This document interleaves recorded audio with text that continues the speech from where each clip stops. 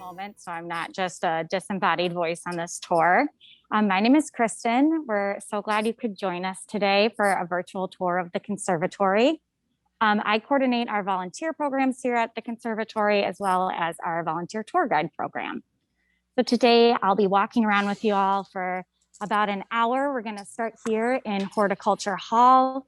We're actually gonna get to go into our show house to get a sneak peek of our spring flower show. And then we will head to the back area, which is behind the scenes. It's not normally open to the public, so that you can see some of the ways that we propagate plants here before ending up at our beehives. So you'll get to see a lot of the conservatory, but there's even more to see when you come in person as well. I'm going to flip my camera around so that you can actually see what you're here for. And I'll give you all a little bit of background about the conservatory. But first, my coworker Heather is also on. Hello, everybody. Happy Questions, you can put them in the Q&A. Oh, go ahead, Heather, go ahead. Sorry, there was like a pause. I think it was just a glitch. Hello, I'll be doing my best to answer some questions in the Q&A throughout. Since there's so many people, some will be able to be out loud, some I'll answer in the chat if I can, and I'll drop as many relevant links into the chat for you too. And I'm a school and groups program coordinator, so if you have any interest in learning more about how to visit with a group or with your school, you can direct those to me as well. Perfect, thank you, Heather. So the Garfield Park Conservatory, for folks who haven't been here before, we opened in 1908, so we've been around for a while, and we're designed by landscape architect Jens Jensen. So we have a really unique partnership here at the Conservatory between the Chicago Park District and the nonprofit Garfield Park Conservatory Alliance. The Park District are all of the wonderful horticulturists who are taking care of these plants, making sure this place is a beautiful place to visit. And then the nonprofit alliance, we work on family programming like Heather was just talking about. We've got schools that come in, and we do a lot of adult programming as well, fundraising and special events.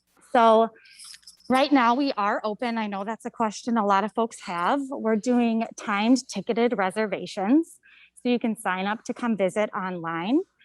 We book our tickets 2 weeks out, and we're open every day except for Mondays and Tuesdays.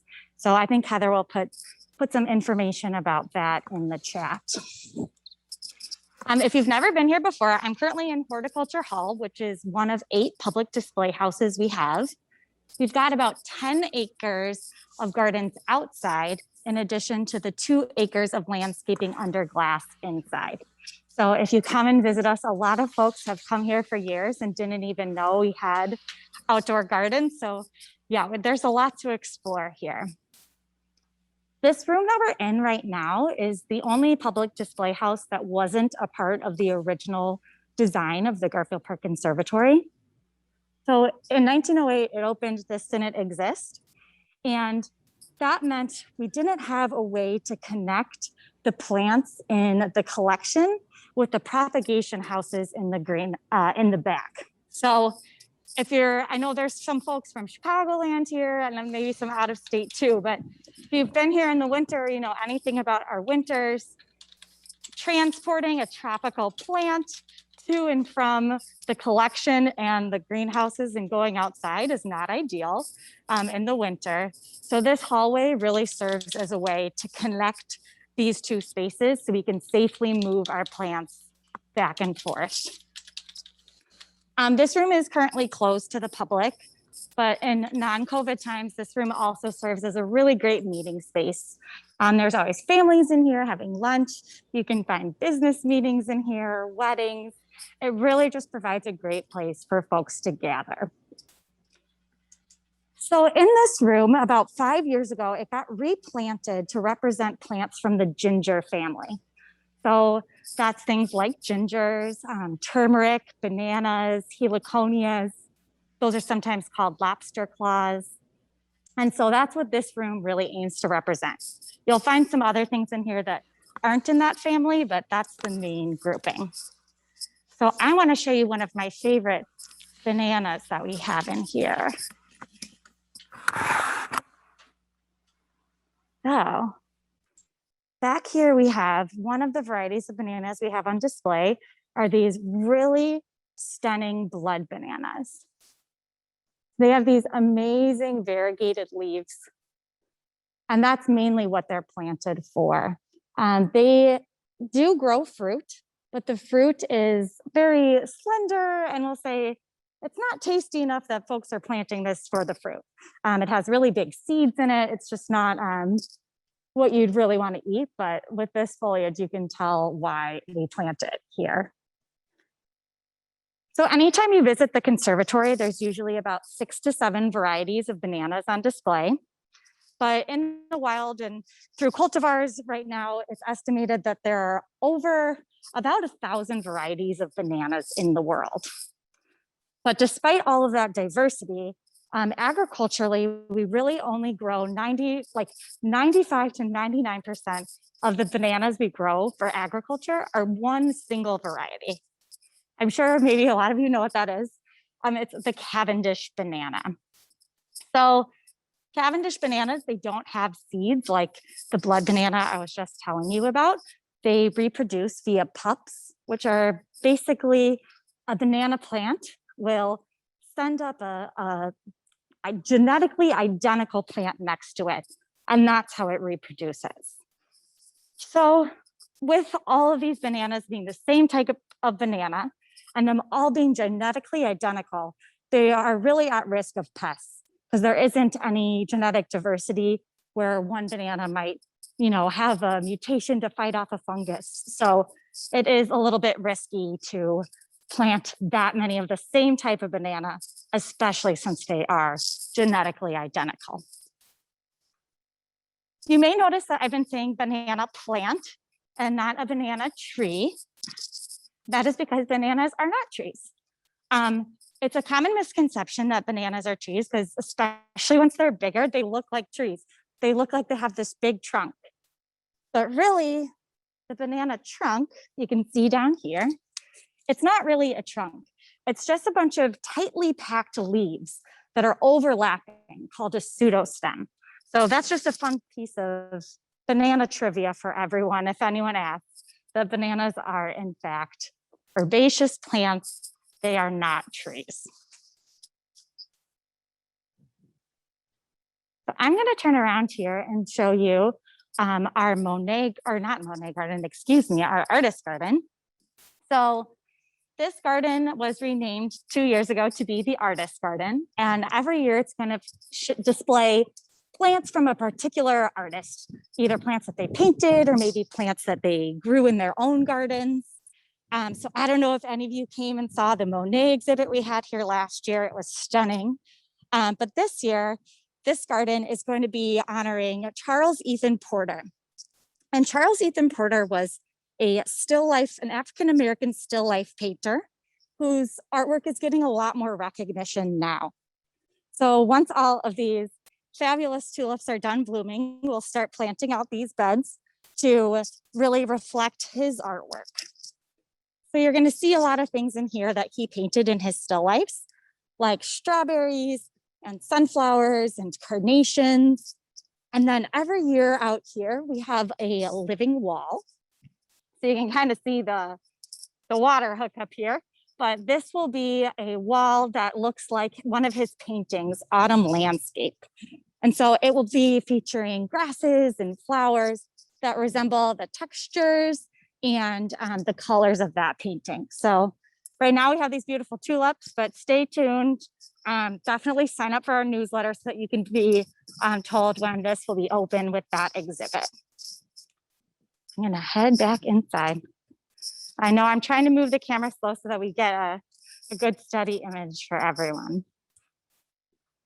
So at the conservatory, we obviously have a really amazing plant collection, but we have a lot of great art in here as well. We have a lot of really unique statues. In our desert house, we have some really cool pottery that hangs from the ceiling. But one of folks' favorite things here is this fountain. So this fountain was a gift from our sister city of Casablanca, and it was constructed on site here in 2003. 3 Moroccan artisans were flown in, and all of the tiles were cut and put in place here. And the tiles are all from the city of Fez. So if I get close up here, hopefully you'll be able to see how absolutely intricate this design is. These tiles were all, again, cut here. And this is really a remarkable piece that we have. There's a lot of weddings that have this as the background here at the conservatory. So I'm going to head in now to our show house. So we have 8 public display houses here. You just saw Horticulture Hall, which is one of them. I'm about to go into the show house. We also have a palm house, a fern room, a desert house. So you're only getting a small glimpse into what you can really see here at the conservatory. Our show house is home to 2 shows a year. We have our winter flower show, and then we have our spring flower show, which is what you are about to see now. So our flower shows change from year to year, depending on the theme. And this year, the theme is saturation. So instead of a typical garden display where you would see different colors interspersed throughout a landscape, each bed focuses on a specific color so that you can really be immersed in all of the tints and hues within that color. So it's really a spectacular show this year. It starts at the beginning of February every year and then goes to Mother's Day. So we still have a few more weeks of the show. But the planning for these shows happens way in advance. Basically, as soon as we start planting out one show, we're already thinking about the show for next year. So I'm gonna head over here where it's a little bit less crowded so that we can see some things. This year, something really spectacular about the show is that all of the annuals and biennials you see here were started from seed. So except for our anemones and our ranunculus. So that is a huge task for the variety of plants that we have in here. If you've been to our spring flower shows before, you've certainly seen some of the azaleas in our collection. This year, we've planted them in these really amazing groupings so that you can really be immersed in the colors. So our azaleas have a lot of history to them as well. Some of the azalea plants that you see in this show, they date back kind of to the Chicago World's Fair because they were propagated from azaleas that were on display at that show. So there's a lot of history in them. And one of the big main tasks that you'll see that we do with these is once they're done blooming, all of these blooms, and this is just a few of the plants. There's more in the back and all around here. But all of these blooms are ideally removed by hand once the plant is done blooming. And that is because once it's done blooming, we want to make sure that this plant isn't going to seed. If it goes to seed, it's using its energy to produce those seeds, when instead we want it to use its energy to bloom even more the next year. So as you can imagine, it's a huge task to remove all of these, and it's something that our dedicated volunteers do. In non-COVID times, our volunteer groups as well will help with that. But I think around May, our volunteers are pretty sick of removing azalea blooms, but it's how we get this beautiful show year after year. All right, I'm gonna head to the other side real quick.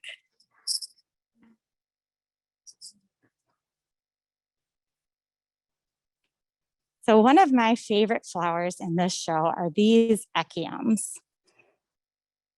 This particular variety is called the Tower of Jewels. And obviously they are just absolutely stunning and very unique flowers that we have in here. They are a biennial plant. So its first year of life, it's not going to flower. It's going to flower in its second cycle of life. And something I really like about them is due to their high nectar content, whenever you're in here, I hope maybe you can see there are always honeybees on them gathering nectar to bring back to their hives.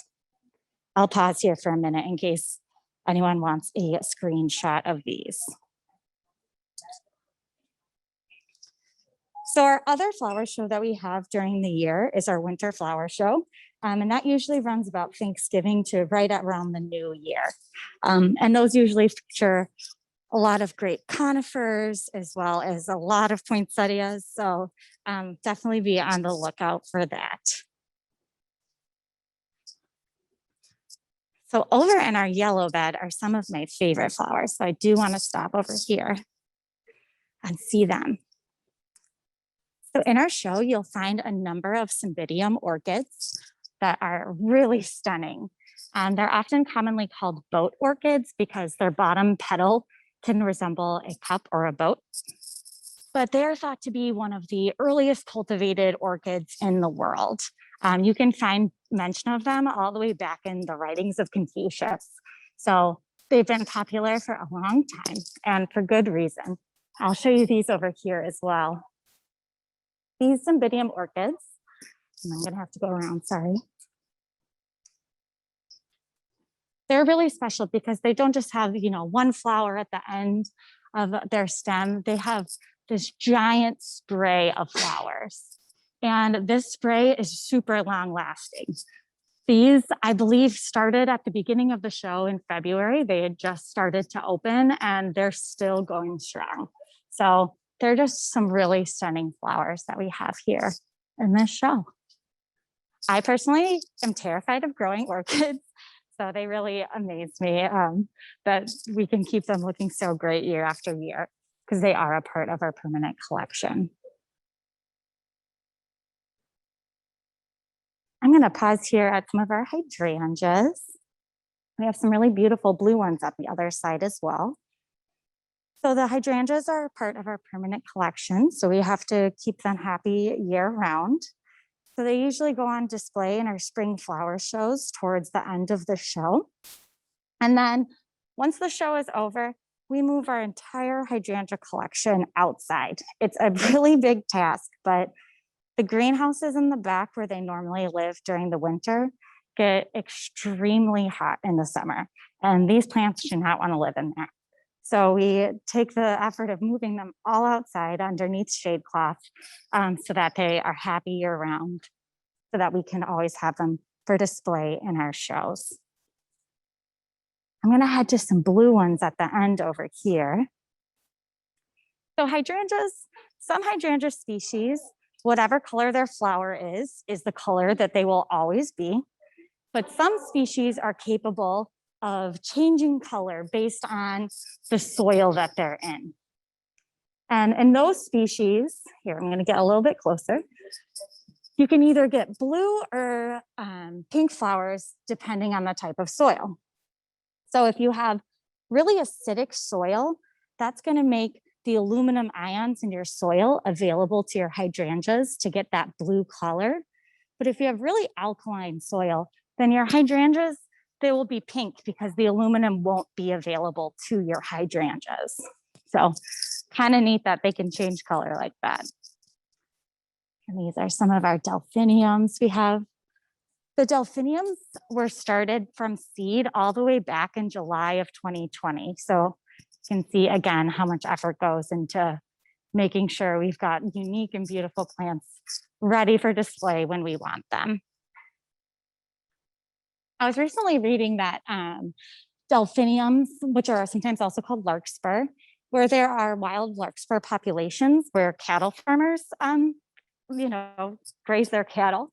They have to wait until the larkspur is done blooming because the whole plant is poisonous. And there's been actually cases of cows dying from eating too much larkspur. So kind of amazing that such a beautiful, delicate flower is capable of, killing an entire cow. All right. I'm gonna head this way.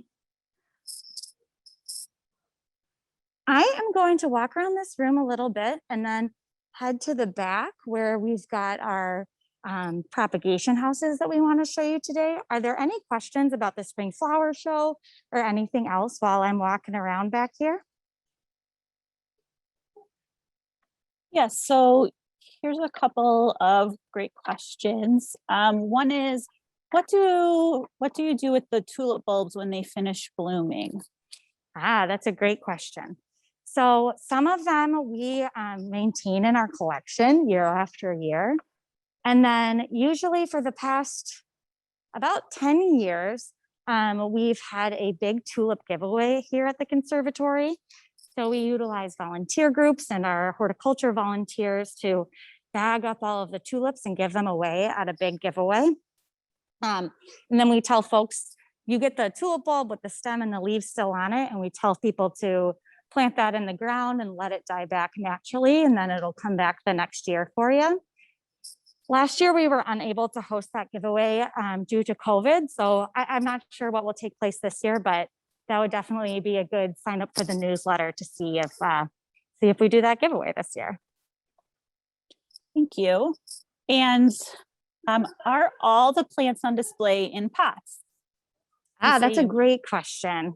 So a lot of times that's a kind of a secret around here. You will find that a lot of the plants are in pots.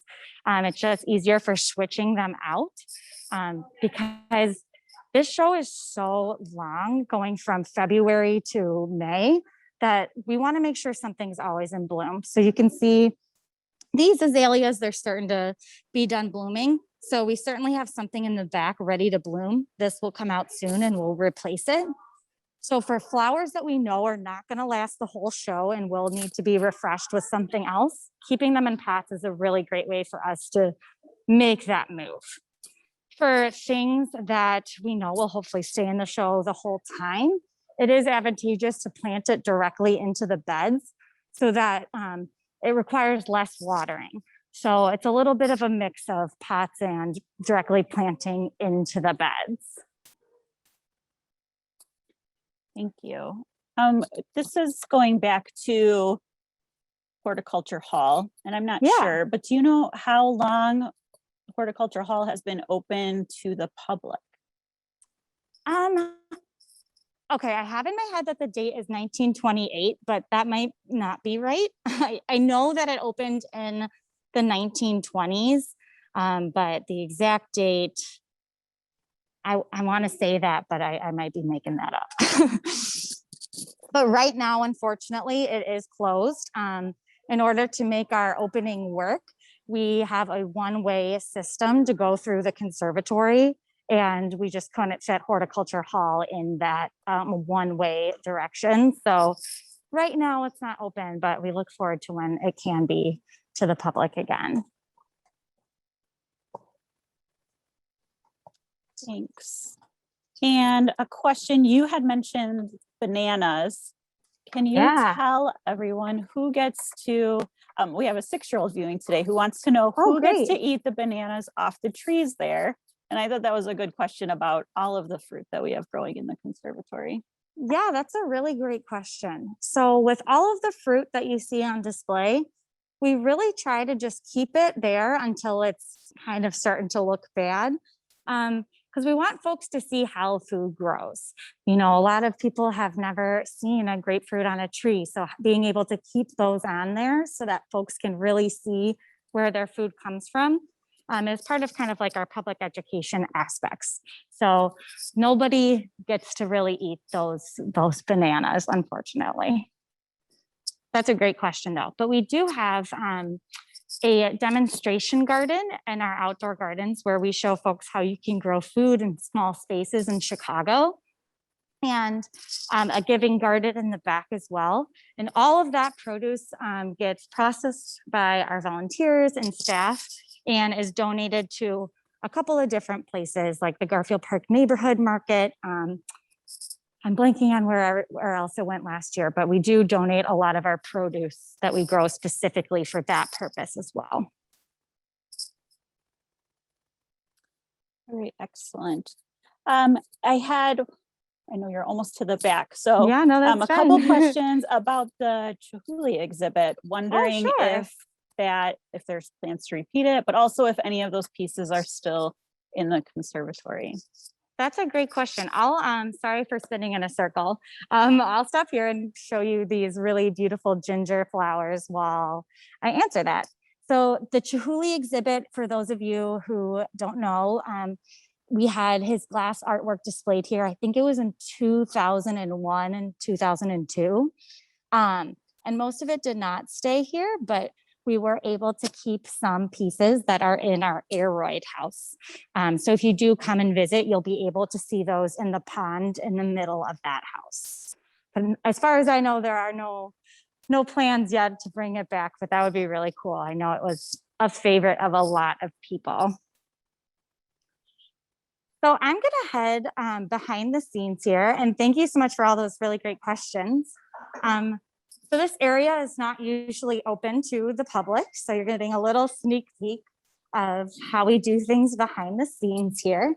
I might cut out for a second while I turn this corner, so if I do, I apologize.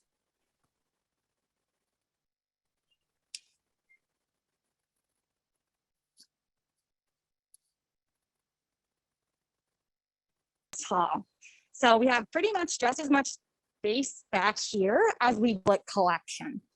And this is where we're growing things either to display later, or maybe they're not big enough to be in the collection yet.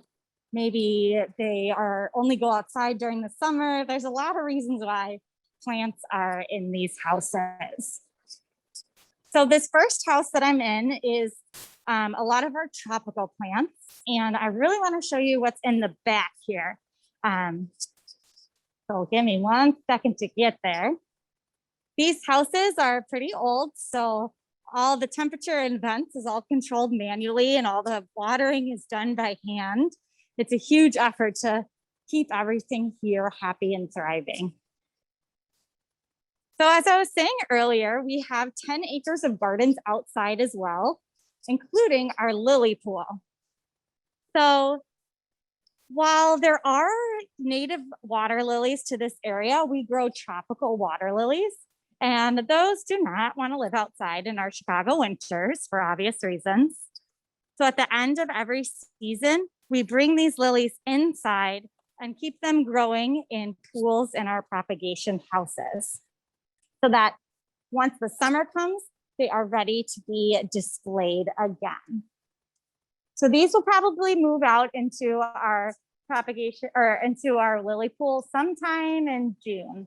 We want to make sure it's last frost date. And I know in this area we say like March 15th, but it being Chicago, we like to be cautious. So they'll probably head out there at the beginning of June. I want to see if I can find any friends in here. This pool is actually full of fish as well, because the fish help with maintaining the algae population. They eat it down so that we don't have to worry about that. They seem to be avoiding me though right now. I'll see if I see any down here. But yeah, sometimes when you move the leaves, you'll see a whole grouping of little goldfish hanging out in here. We have 2 really, really special water lilies here. Well, we have 3 special water lilies here. We have a Garfield Park water lily that was hybridized on site and is certified by I think it's called like the International Water Lily Association. Heather, maybe you know the title better than I, but that's a pretty neat accomplishment that we have here. And then in the back here, we have 2 of my favorite water lilies. So while these don't look anything too inspirational right now, these are those giant Victorian water lilies. So these are the biggest water lilies in the world. Each of these pads can end up reaching almost 10 feet in diameter. And then the flowers themselves will be over a foot in diameter. So they are really, really stunning. Just purely from their size, they're an amazing thing that we have. They also are a little bit vicious. I'm going to see if Maybe you can see it better over here. So under this leaf is just uncurling, and underneath the leaves, there are these really spiky features. I'm going to try to, it actually hurts. So I'm going to try to pull it up so you can see. So underneath them, they have all of these spikes. And that helps them in two ways. A, it helps them be buoyant and float. But also you can imagine if you were a little fish and you were trying to snack on this leaf, you go up to eat it and the whole bottom of the leaf is covered in spines. So that helps them stay safe from predators as well. And then right across from the largest water lily in the world, we have the smallest water lily in the world. So one of them is actually flowering, which I'm really excited about. I have small hands, so that flower is about the size of my fingernail almost. And these are actually extinct in the wild. These water lilies were endemic to a really small area in Rwanda. But due to some habitat destruction there, they went extinct there. But luckily some folks had gathered seeds and plants from it to keep it going, just cultivated inside of greenhouses. But at first they were having a really hard time getting this plant to propagate from seed. So it was, you know, a stressful situation. I think it was over at Kew Gardens, because you've got the last remaining of the smallest water lily in the world, and they just couldn't figure out how to propagate it. And that was because they were trying to do it the way that most water lilies actually propagate, where they grow underwater, they send up their stalk, and then their leaves will go on top. But someone wisely thought about, what is this plant's native habitat? And then tried to mimic that and realized that this plant, unlike other water lilies, actually needed carbon dioxide to germinate. So it couldn't start underwater like most water lilies, or all other water lilies rather do. So very lucky someone else figured that out, because then now we also get to enjoy these smallest water lilies in the world. All right, I'm gonna head back this way. I'll walk slow, hopefully, so you can see all of these water lilies. They're really, really stunning. So these propagation greenhouses, like I was saying earlier, how our hydrangeas don't like to live in here during the summer. They get really, really hot in the summer. And we do use whitewash on the windows to help cut that down. But they still can, if it's 100 degrees outside, it is even hotter in here. So these tropical water lilies are very happy in this environment. Now I'm going to show you another really neat plant that we have here. It's only going to be on display probably every 10 years or so. So I don't know if anyone has see. All right, we're getting there. So in the front of the house, we have a plant that you probably won't recognize the way that it is right now. And that is this one right here. I'll turn the other way, so hopefully the lighting will be a little bit better. So it's got this really amazing stem with these giant leaves. And this is actually the plant that the corpse flower comes from. So I don't know if any of you were able to see it. I unfortunately have never seen a corpse flower bloom, so I'm hoping that I'm able to at some point. But this plant was, maybe it wasn't this one specifically, but in 2016, we were gifted a corpse flower that was ready to bloom from the Chicago Botanic Garden. And for those of you that don't know what a corpse flower is, it is the largest unbranched inflorescence in the world. So that just means unbranched inflorescence is basically like a cluster of flowers on a big stalk. And once it started blooming, it grew 3 to 5 inches a day until it reached 70 inches tall here at the conservatory. The record for the largest one in the world is like 11 feet. So they are some giant flowers. And they're called corpse flowers, unfortunately, because they smell very bad. And that helps attract all sorts of pollinators like flies and beetles to help pollinate them. This plant is in the aroid family, and like a lot of other aroids, it is capable of something called thermogenesis, which basically just means it can heat itself up. So the way that this plant does it is once it's blooming and it's got that really stinky smell, their flowers stem, or the spadix it's called, heats up so it further volatilizes that smell so that it can reach more pollinators and get more of them to visit it. We have, I don't know if you've heard of skunk cabbage here in Illinois, but that's another aroid that can use thermogenesis, and it is one of the first things that comes up in the spring because it literally almost like melts its way through the snow. So those are some pretty cool adaptations. So once this corpse flower blooms, it's not going to bloom again for a number of years, and it really just depends on the individual flower. So it could be 2 years, it could be 13 years. We don't know, and you don't know until it really starts to bloom. In the years in between when it blooms, it just sends up this big leaf, and it'll have this big leaf for about 8 months. Then it'll go dormant again and be dormant for about 3 to 6 months, send up the leaf again, and keep doing that cycle until it's ready to bloom. So hopefully one day this one will be on display again, blooming here at the conservatory. Heather or Kate, how are we doing on time? Do we have time to go into another propagation house, or should we head to the beehives? Why don't we, it's up to you guys. If you're comfortable going a little bit over, that you could probably visit another room. It's 142. Okay, 142. Yeah, we'll see 2 plants and then we'll head to the beehives. So our second house here, and thank you, is another mostly tropical propagation house. And there are 2 really cool things in here that I wanted to show you. One of them is a plant that usually lives in our children's garden, but I think it's great for adults too. It's really unique. So hopefully maybe some of you have seen sensitive plants before. And these plants are amazing because they are actually capable of responding to touch. So I'll touch this leaf here.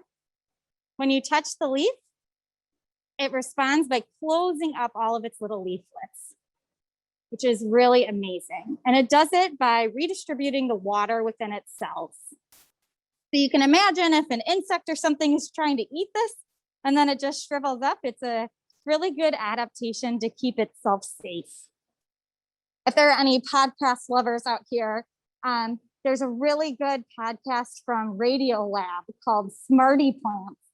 And they talk about this plant in particular and how some folks have done studies that show that if you do the same stimulus over and over again to this plant, it eventually, I don't want to use the word learns, but it adapts and knows not to respond to that stimulus anymore. They do a much better job of explaining it. So if that sounds interesting to you, definitely check out that episode. And then I'm going to head back here to some of our pitcher plants. I really love carnivorous plants. And we have these really amazing baskets just full of carnivorous plants back here. And these head outside in the summer. Part of our 10 acres of outdoor gardens includes a carnivorous plant bog. And these you'll see hanging from some really big trees we have back there. So these are tropical pitcher plants, but there are pitcher plants that are native to Illinois. There is some bogs in Illinois where you can find carnivorous plants like this. But I'm trying to find a good picture for y'all. Oh, here we go. So basically what pitcher plants all have in common is that they're gonna have this lip where they're gonna secrete like a sugary nectar to attract insects. And once the insects get there, see if I can, oh, that one's not open yet. Oh, here's a good one. Here's a bunch of tiny ones. So once the insects get here and they're trying to collect that nectar, eat that nectar, it's really slippery here. So they fall down into this cavity. And then different pitcher plants have different mechanisms to keep the insects inside. But basically, Once they're in there, sometimes they have waxy scales that make it hard for the insects to climb out. Sometimes they have downward pointing hairs that keep them in there. And then they start to dissolve that insect's body in a pool of enzymes that's at the bottom of here. A lot of enzymes and bacteria that dissolve that insect so that the plant can then absorb the nutrition from that insect.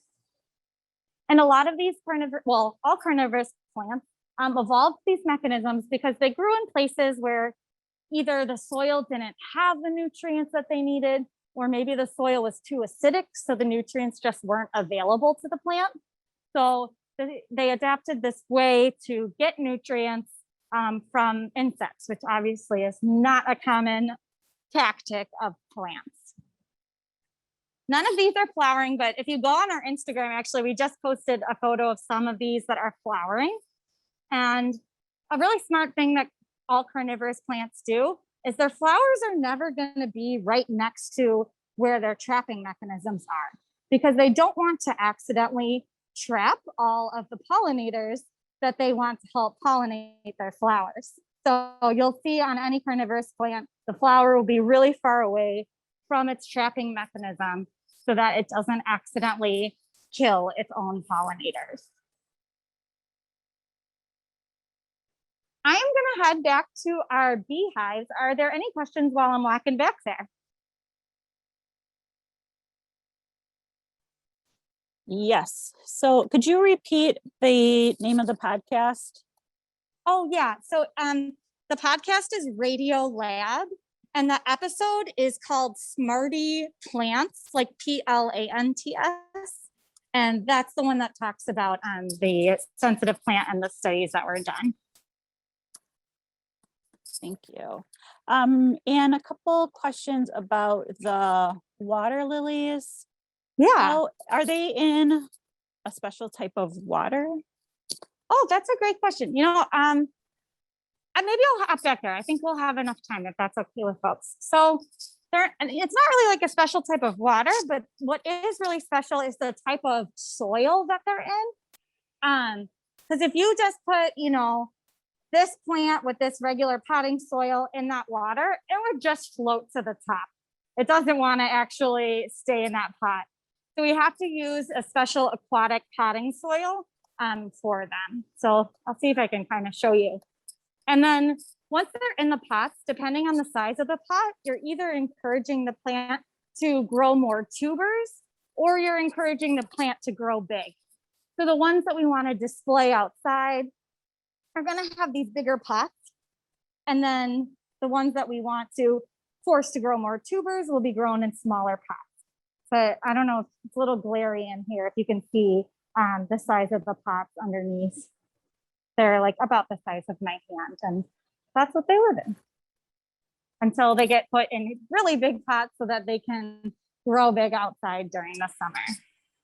And can you tell us a little bit more about that? How do the water lilies get transported out to our outdoor lily pond? Yeah, it's a huge, it's a giant task. So really pot by pot, parts and like Kubotas, they get moved individually. It's like a ton of labor. In past years, we usually have volunteer groups who come and help. We used to have this corporate group that would come every year before COVID to help with the water lily situation. It's really just a lot of manual labor to get them out there and get them back in. Thank you.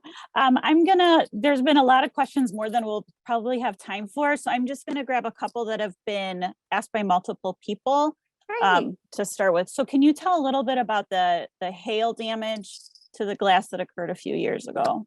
Yeah, definitely. So for those of you that don't know, in 2011, Chicago had a quick but big hailstorm, and the conservatory was hit pretty hard in that storm. I think the estimates are like 50 to 60% of the glass here had shattered.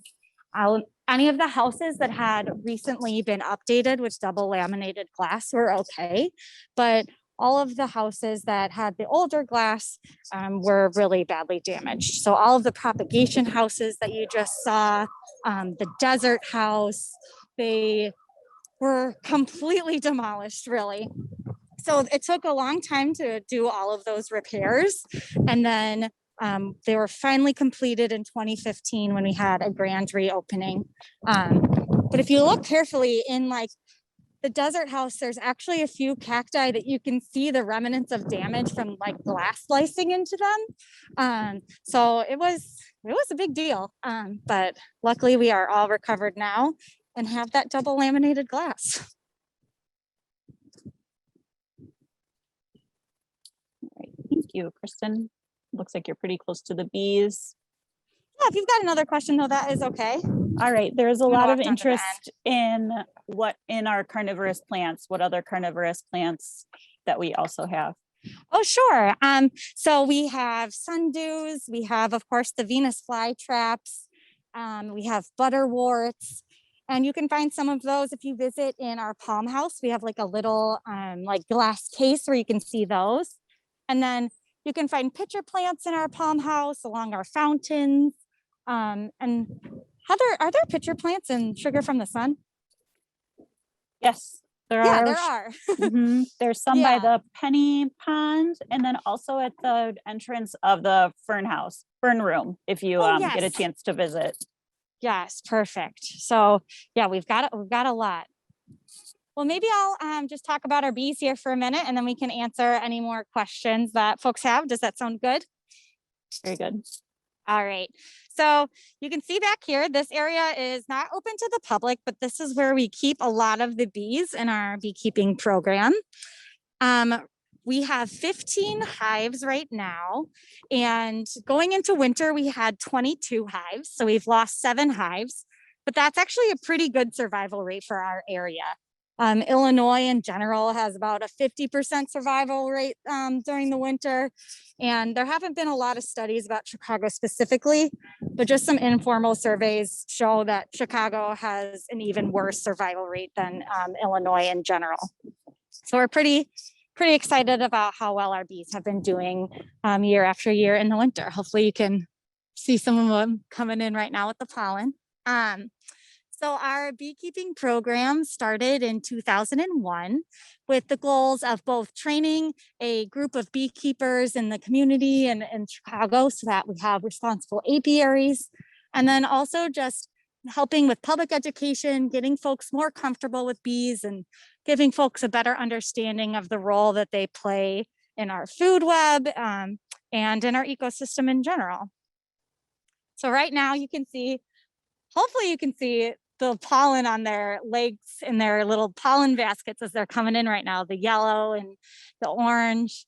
Most of the pollen that they're bringing in right now is from like willows and maples. And then also sometimes you can even see they bring in this really beautiful blue pollen from that wood squill, or sometimes it's called Siberian squill, that you can see in the lawns. So that's really fun to look for. I'm going to see if I can find another busy hive for you all. So like I was saying, we lost 7 of our hives this winter. 3 of them just didn't make it. And then the other 4 had problems with their queens. So in some cases, the queen just went missing and they didn't have a queen anymore. And then in other cases, the queen started laying drones. So in your hives, you've got 3 types of bees. You've got your queens, whose main job is to lay eggs and continue the population of the hive. You have your drones, which are the male bees. And there's still studies about what they do in the hive and the purpose they serve. But their main purpose in life is just to mate with other queens. And then you have your worker bees. And that's what you're seeing right now. And these are the bees that do all of the foraging for pollen and nectar. They're the ones taking care of the baby bees. They're cleaning the cells. They're doing all of the real work that the hive needs to survive. So if a queen is only laying drones, that hive is just not going to last. So if you're interested in learning more about bees, we have a really great volunteer beekeeping program. Volunteers do need to take our beginning beekeeping course, which we offer in the fall and winter. That's actually my introduction to the conservatory, was as a volunteer beekeeper. And then we also have a lot of great virtual demonstrations that we did last year that we're hoping to do again this year, as well as an annual bee forum where you can learn from all sorts of scientists doing some cool work with the bees as well. And we do sell the honey from our hives here. We'll have, it's one of the ways that we raise funds for the conservatory. So we'll have honey for sale sometime in May, and that will be the honey that overwintered with the hives. So if you're a beekeeper going into winter, you want to make sure your bees have enough food to eat to make it through the winter. So you never want to take too much honey for yourself. And then instead, leave as much honey on as you think they'll need. And then if there's extra, great. And you can, you know, harvest that then once they start to replenish their stocks with some new nectar. And then we'll have another time, usually in July, where we'll sell our summer honey as well. But yeah, it's really just fun to watch how busy they are and watch them bringing in that pollen right now. But do we have any questions, Heather, about the beehives or anything else? Yes, here's a question that's a compliment to you. How do you know so much about all of these plants, Kristen? Well, I've worked here for a couple of years now, and we're very lucky. The horticulturists here are very generous and giving with their knowledge. And, you know, if you hang out in the desert house long enough, the horticulturist will find you and tell you some neat stuff. So it's just a really great place where people are really passionate about what they do. And so it's an easy place to learn because folks like talking about what they're doing. So, but thank you. That's very kind.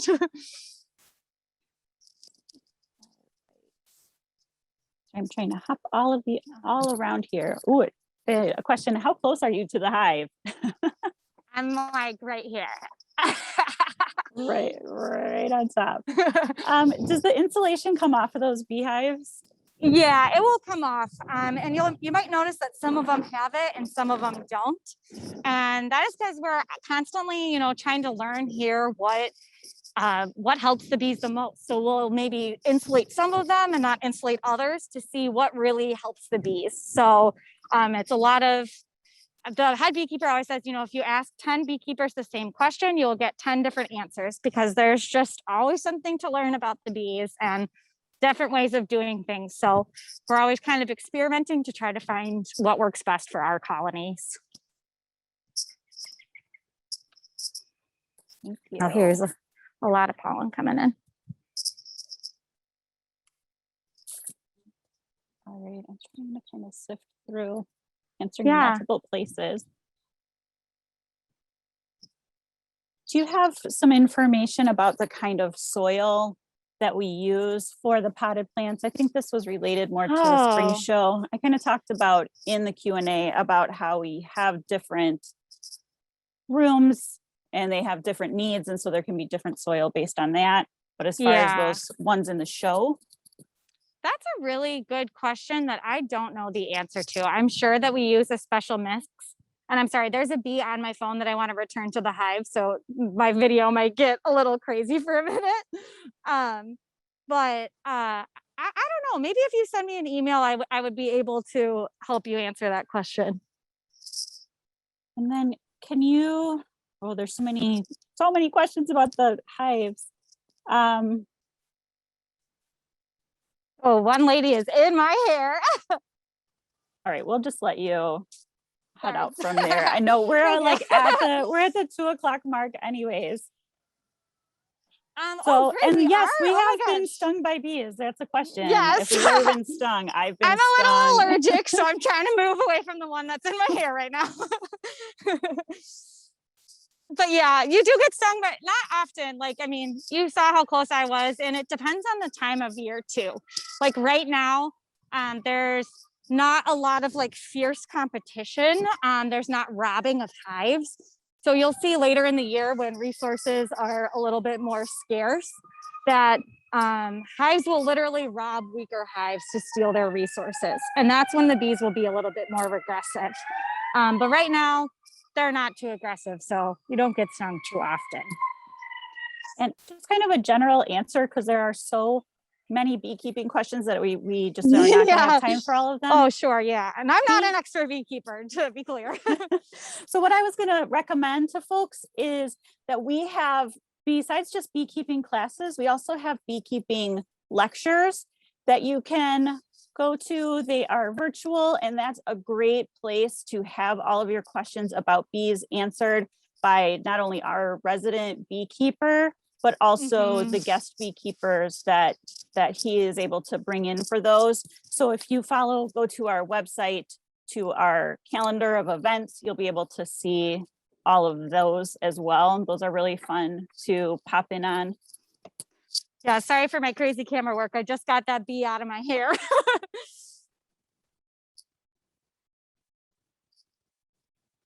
Well, I'll pop back real quick into Horticulture Hall so we can see some plants on our way out. But I do just want to say a huge thank you to everyone for spending time with us on your Saturday to see a little bit of the conservatory. Again, you really only saw a small peek of what we have going on here. So it'd be great if you can come and visit. Again, you can schedule visits online.